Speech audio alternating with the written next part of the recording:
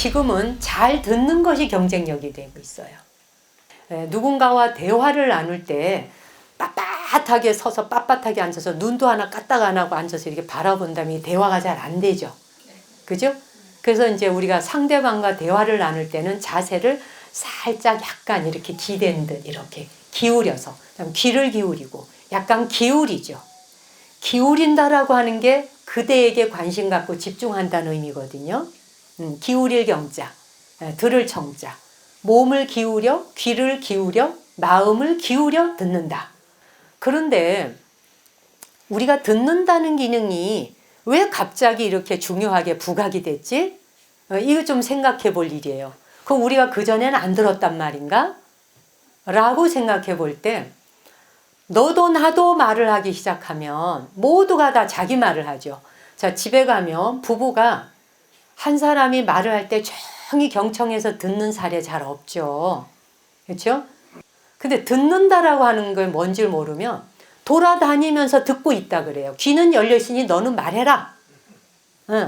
난 딴 거 하고 있어도 네 말 다 들어.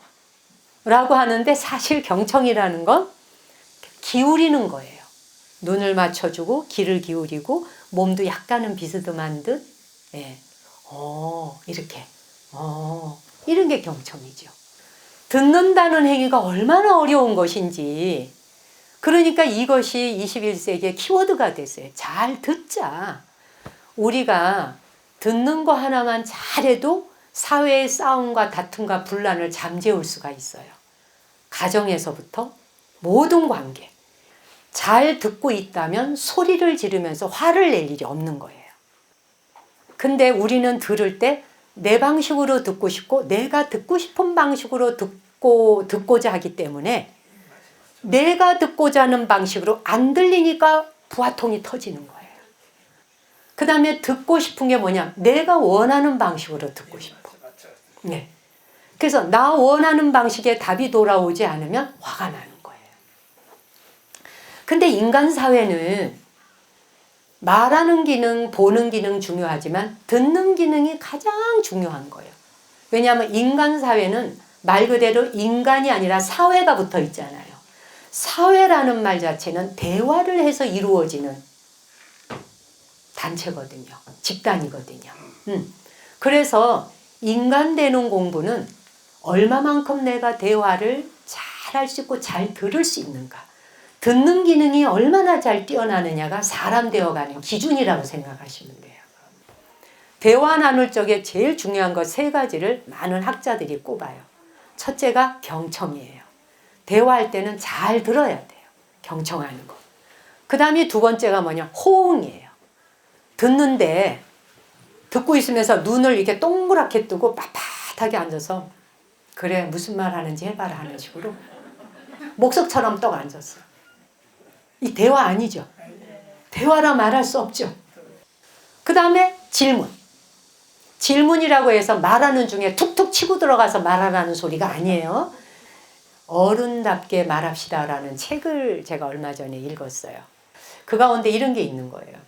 이제 집사람이, 자기 아내가 회사에서 좀 안 좋은 일이 있어가지고 상사인지 누구하고 좀 안 좋아서 들어왔나 봐요. 와가지고 집에 와서 이제 막 툴툴거리면서 막 얘기를 하는데 남편이 다 듣고 나서 그래? 그거는 당신이 이 부분은 좀 잘못된 것 같으네. 그 사람이 그럴 만한 무슨 이유가 있었던 모양이네. 뭐 이렇게. 그래서 뭐 당신이 그렇게까지 화를 안 내도 됐을 것 같은데? 뭐 이렇게 얘기를 해준다든지 이러면 이거 어떻게 돼? 바로 싸움으로 가죠. 그러니까 이때에 잘 듣는다는 건 뭐냐 하면 그 사람의 말만 들으면 안 되는 거예요. 그 사람이 말하고 있는 심리를 이해해야 되는 거예요. 심리. 이 사람이 말하고 있는 심리가 바로 뭐냐 하면은 이미 저 회사에서 그 사람하고 관계가 어째고 티격태격한 건 기분 나빴던 건 본인이 이제 알아서 해결한 거고 남편한테 해결해달라는 소리가 아니에요. 그죠? 어디다 대고 풀 데가 있어야 되는데 풀 데가 없잖아요. 집에 왔으니 가장 편안한 남편한테 회사에서 말이야 세상에 요즘 그 사람 그럴 수가 있어? 이러면서 이제 막 뭐라고 막 얘기를 했단 말이에요. 그러면 이때 듣는다는 건 뭐냐면 아우 당신 속상했겠네. 이게 듣는 거예요. 그냥 무조건 편이 돼줘야 돼요. 거기서 뭐 이치를 따지고 논리를 따지고 70%는 당신이 맞는데 30%는 그 사람이 잘못했네. 그러면 7대 3이잖아. 당신이 일방적으로 화낼 일만은 아니네. 요렇게 논리정연하게 따지면 이거는 완전히 그렇지. 불구덩이에 들어가는 거예요. 근데 우리가 대부분 자기 방식으로 듣고 자기 방식으로 논리를 세우니까 그래서 말하는 사람의 수사학이 아니라 듣는 청자의 심리학이 대화다. 이건 멋진 말이잖아요. 아우 당신 정말 화났겠다. 속상했겠다. 나라도 그 자리에 있으면 화났겠어. 요렇게 해주는 거죠. 요게 상대방에 대한 심리학을 읽어주는 거죠. 요게 경청이에요. 그리고 호응해 주는 거예요. 그래 놓고 난 뒤에 적당히 이제 좀 부인이 조금 가라앉는 것 같으면 그래서 당신 뭐 어떻게 그렇고 난 다음에 어떻게 했어? 그냥 넌지시 한마디 툭 던져주는 게 질문이에요. 이야기의 전체를 한마디로 회통해서 갈무리 해주는. 예. 그래서 어떻게 했어? 뭐 그냥 뒀지 뭐. 뭐 이러면 그랬어? 라고 마무리가 되죠. 적당하게 말 들으면서 적당한 때에 질문해주는. 근데 이것도 잘못 배워가지고 말하죠. 잠깐. 그러니까 말이야. 이거 이렇게 됐다는 얘기지. A, B, C 이러면은 말의 맥락 끊으면 저 사람이 맥이 뚝 빠지죠. 남의 말 함부로 치고 들어가도 안 되죠. 그래서 경청을 해야 되는 거예요. 잘 들어야 하는 거예요. 잘 듣는다는 건 귀로만 듣는 게 아니에요. 그죠? 안입이 설신이가 다 듣는 거예요. 온몸으로 듣고 눈빛으로 듣고 세포 다 듣는 거예요. 그래서 감각으로 다 일깨워서 듣기 때문에 가슴으로 들어주고 마음으로 들어주고. 이거 정말 어렵죠. 자식하고 이야기할 때도 잘 들리나요? 내 방식으로 자꾸 말하게 되죠. 부모님들은 뭐냐면 자식의 말을 잘 못 듣는 이유가 내가 뭘 좀 더 안다는 생각 때문에 자꾸 가리키려고 드는 거예요. 이건 이렇게 하면 좋고 저건 저렇게 하면 좋아. 그렇죠? 자꾸 가리키려고 들다 보니까 싸움이 나고 그래서 자녀들이 부모와 말하는 것을 아예 미리 사전에 차단해 버리는 거예요. 근데 이제 부모님들은 뭐냐면 말하기 싫다는 애를 뒤를 따라가면서 말을 또 붙이려고 해요. 말 좀 해봐라. 그래서 나중에 하다 안 되면 이놈아 내가 너한테 이런 꼴 당하려고 너를 키웠는지 아냐. 전혀 맥락에 맞지 않는 말을 갖다 붙이고 나 언제 낳으라 그랬어? 뭐 이런 말 듣고 그렇죠? 서로 경청이 안 되는 거예요. 그렇죠? 듣는다는 것이 이렇게 중요한 일인데 우리가 언제부터 이렇게 듣기 기능을 잃어버렸을까? 그래서 잃어버린 지혜라고 하는 그 서정록 씨가 쓴 책이 있던데 너무 내용이 좋았어요. 그래서 아메리카 원주민들에 대한 이야기가 이제 거기 쭉 나오는데 거기에 이제 그런 얘기가 나요. 어떤 할아버지가 세상의 모든 소리를 다 들을 줄 아는 분이 있어요. 그 아메리카 원주민 할아버지. 옥수수 밭에서 들려오는 옥수수 소리도 들을 줄 알고 바람 소리도 들을 줄 알고 개구리 뭐 새 모든 종류. 근데 손주가 하루는 할아버지 저도 할아버지처럼 듣는 모든 세상의 소리를 다 들을 수 있으면 좋겠어요. 저에게 듣는 걸 가르쳐 주세요 라고 말해요. 그래서 이제 그 손주에게 듣기가 무엇인지를 가르쳐 주면서 이런 얘기를 해요. 네가 함께 하려는 것이 무엇이든 그 대상의 소리를 듣고 싶어 라고 선택하는 순간 제일 먼저 해야 하는 일이 공경심을 가지는 것이다. 대상을 공경해야 돼. 공경하는 마음을 가지면 들려요. 우리 왜 관세음보살이나 막 이런 정근을 한참 하고 있다 보면 지장보살, 관세음보살 막 공경심을 가지고 하다 보면 관세음의 소리가 들리잖아요. 그와 같이 내가 무엇인가를 공경하는 마음을 갖고 간절하면 들리는 거예요. 마당에 기어다니는 개미 새끼 하나 풀 한 포기에게도 내가 공경심을 가지고 낮추어 바라고 내가 낮은 자세로 상대해야 되고 내가 더 우월해라고 하는 생각을 가지면 절대 그 낮은 자의 소리가 들리지 않죠. 경청이 안 되겠죠. 경청이 얼마나 중요한지를 좀 들어주면 되는데 안 듣는 거예요. 잘 듣는다라고 하는 것은 훌륭한 사회의 일원이 된다는 말이에요. 인간 사회는 이 인간 사회 자체가 훌륭한 사회의 일원이 되기 위해서 공부하고 교육하는 학습장이에요. 경청에 필요한 우리가 익혀야 될 성품이 있어요. 경청을 하기 위해서는 뭐냐면 성급하면 안 돼요. 기다려줄 줄 알아야 돼요. 서두르면 안 돼요.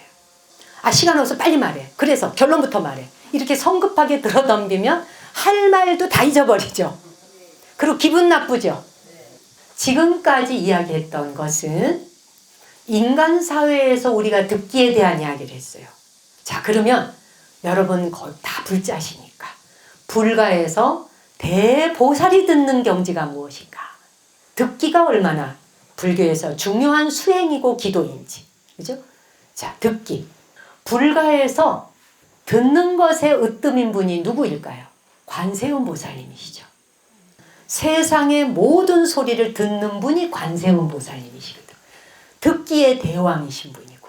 또 관세음 보살님은 아미타 부처님의 오른쪽 눈에 광채로부터 태어나신 보살이다라는 말이 있어요.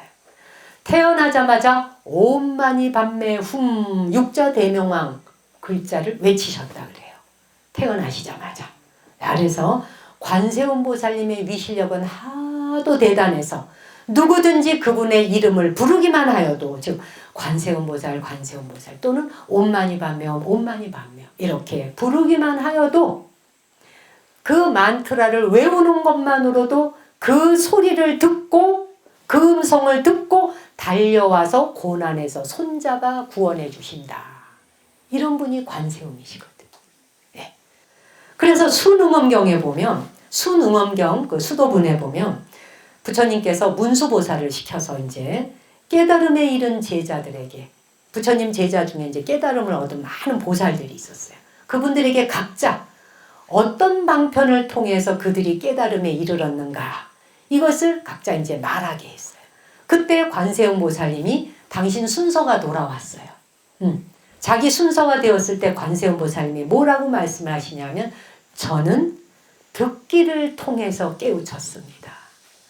모든 중생의 소리를 들어주는 것을 통해서 깨우친 사람입니다. 이게 관세음의 대원이에요. 아시겠어요? 네. 듣는 것을 통해서 관세음이 되셨어요. 근데 관세음이 그럼 누구냐? 관세음이 어디 계셔? 여러분이 듣는 것을 통해, 경청하는 걸 통해 깨달으면 여러분이 관세음이죠. 경청을 잘하라. 그래서 우리 불가에서는 우리가 공부하는 이유는 경청을 잘해서 남의 고통의 소리를 들어주는 공부 잘하려고 기도하시는 거예요. 그거 하시려고. 그렇게 해서 우리 내면에 숨어있는 관세음, 남의 소리를 들어줄 수 있는 어마어마한 능력이 내 안에 원래 가지고 왔었다는 걸 인식하고 깨닫고 자각하는. 그래서 여러분 결혼하게 하고 자식 낳게 하는 거예요. 남편 말 잘 경청하여 들으라고. 남편 부처님, 아내 부처님 말씀 먼저 잘 들으라고. 아들 부처님, 딸 부처님, 시어머니 부처님, 시아버지 부처님 말 잘 들으라고. 그래서 학교 보낼 때 어떻게 해요? 선생님 말씀 잘 듣고 와.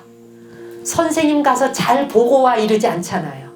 선생님 말씀 잘 듣고 와. 선생님은 또 집으로 보낼 때 집에 가서 부모님 말씀 잘 들어. 잘 들으라는 것이 인간 사회의 모든 교육의 시작이자 끝이에요. 이것이 인간 만드는 교육이고 길이기 때문에.